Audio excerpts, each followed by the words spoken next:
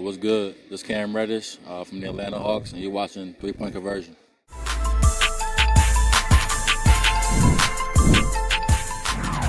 Yeah, we'll see how this looks. I don't have an update for you on PJ yet. Thankfully, we have some time to get him right, and my guess is he'll be good to go when we get back together. So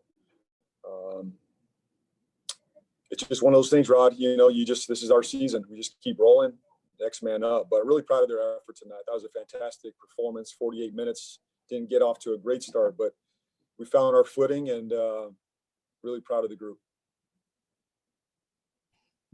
We'll go to Will Kunkel and then Sam Perley after. Hey, JB, just how good does it feel to end the first half with a dub? And then also just simply how excited are you that it is time for a break right now after that first half? Everybody needs a break right now. Mental, physical break. It's been a grueling couple months. And the guys have continued to battle. They give me the great effort every single night. And now they need a little break. So we'll step away, a mental, physical break. And I think this win, it just validates our first half of the season. It validates what we're doing, how we're playing. And tonight was a validation of the hard work and the togetherness of this group. But we're not satisfied. They're not satisfied. They want more. They believe we can be better. And that's what I expect second half. And just real quick, have you ever experienced a handful of months like you just did in regards to how much basketball you played? Never seen anything like this.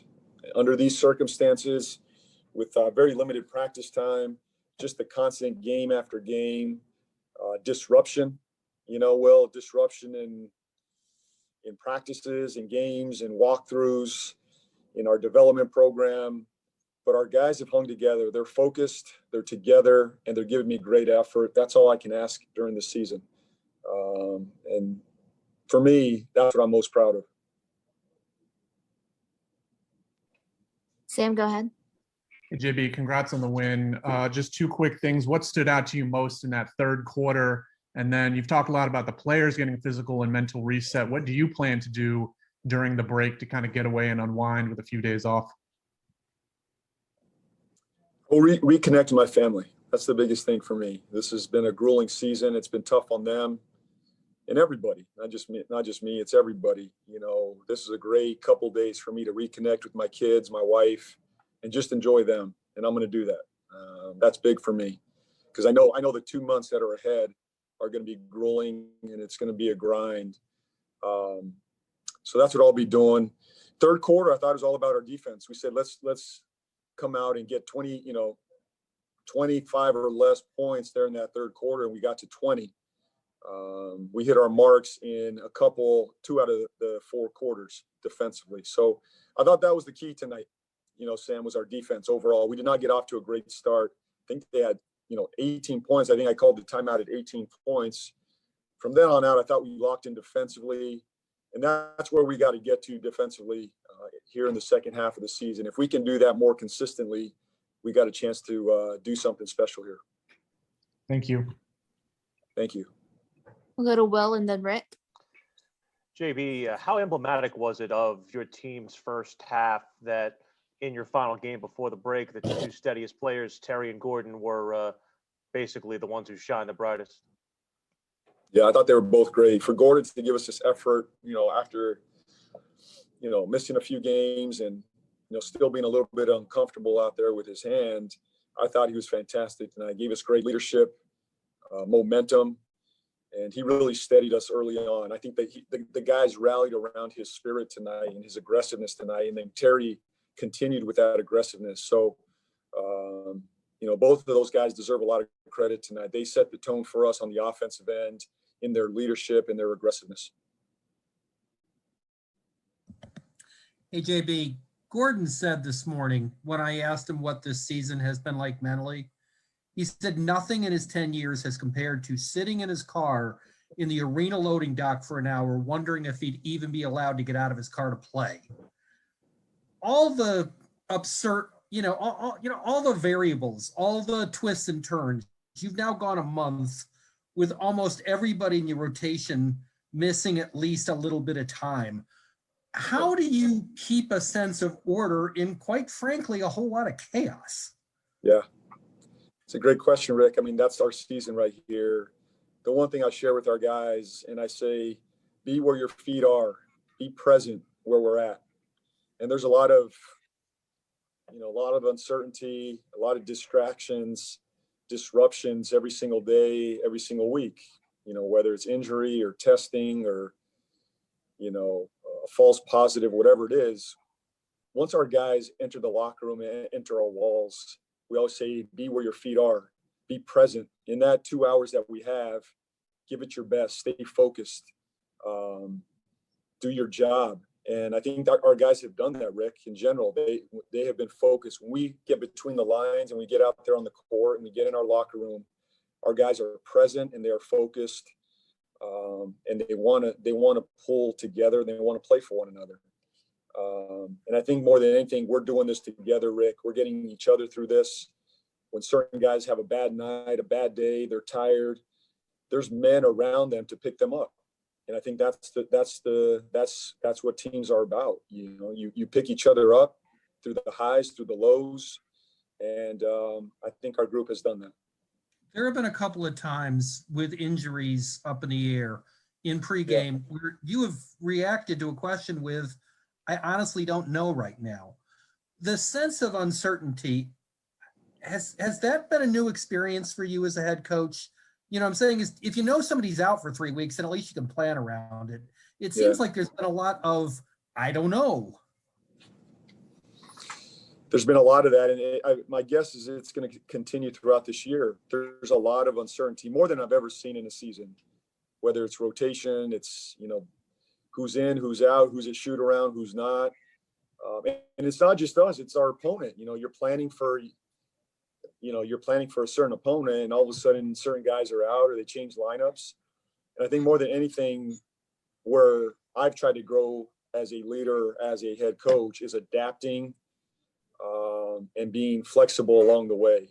There's so much that I can't control this season and we can't control. What I can control is adapting and communicating with my guys. And that's really how I'm getting through it, Rick. Thank you very much. Thank you. Richard Walker, and then the last question will go to Danny Thompson. Richard Walker, CarolinaSportsHub.com. Coach Borrego, Rozier had not, I don't say struggled in the first 5 games of the road trip, but had not been scoring at a high rate. What made tonight different and special for him? And then we've established you've had 5 guys score 30 or more points a game. Was it more hit less his turn, or did he happen to be the hot hand tonight? I think it's a good question for Terry. I don't know. You could ask him what he ate for pregame meal. I don't think I could pinpoint. I wish I could say, Richard, I wish I could say it was X, Y, or Z, and that's how we got him going. He came out and he was aggressive. I do feel there was a level of comfort having Gordon back in the lineup. I do think he felt settled. He didn't feel as pressured to make so many plays with G out there with him. So I think that played into it. That eased his mind, and he was allowed just to make plays off of G, off of Melo. And I think it was really important for our group to have G back tonight. But Terry's had a fantastic season. And I think, tonight's performance is indicative of the work and the type of first half he's had so far. Danny, go ahead. JB, Danny Thompson with a 3-point conversion. One of the weaknesses of the team over the last few weeks has been the 3-point shooting of the other team. In the second half, Minnesota shot 3 of 15 from the 3-point line. Was this the statement that you wanted your team to make as we get into the All-Star break defensively? Yes, I thought we were more urgent. We had more attention to detail. We've got to do a better job at the 3-point line, obviously, while still protecting the paint. And it's not easy in this league. I thought as I watched the Portland game again the other night, they made some tough threes, many contested threes. We're there with them. And tonight, for some reason, they didn't go Minnesota's direction. But I thought we were there, and that's all we can do is we're going to have to live with some contested threes as we go. And hopefully other teams cooperate and they miss some for us. Portland didn't cooperate, but we got to continue to do what we can defensively. This is the type of game plan, and this is the type of defense we need here in the second half. And as you say, you're about to take a couple days to disconnect from the world. As you look back on it, Don't be calling me. as you take some time to disconnect. No questions, Danny. I know this is the last one before the break, JB. So my question for you is 9 months, no games in between. You had 2 weeks of camp, of grind camp, and then a couple weeks of preseason. You've had over 10 different starting lineups, injuries galore, COVID on the issue. Would you have imagined, with all this going on, that this team would be in first place at the All-Star break? Would you have imagined in your wildest imagination? I didn't have really any expectations as we entered the season, Danny. I you know, as a coach, I just take it one day at a time, and you know, we're learning about our team. As I said early on, I didn't know much about this team. You know, I didn't know much about LaMelo. I didn't know much about Gordon. You know, and we've added some young pieces.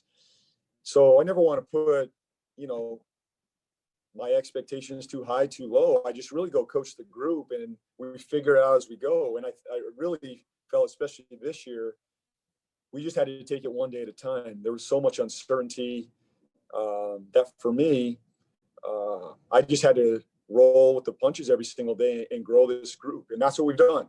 You know, the wins are the wins, the losses are the losses. But more than anything, our guys continue to develop and grow and get better. And again, I don't want to put a limit on where this group can be. I really don't. I think we just got to keep grinding, keep getting better one day at a time. Enjoy your break, Coach. Thank you, Danny.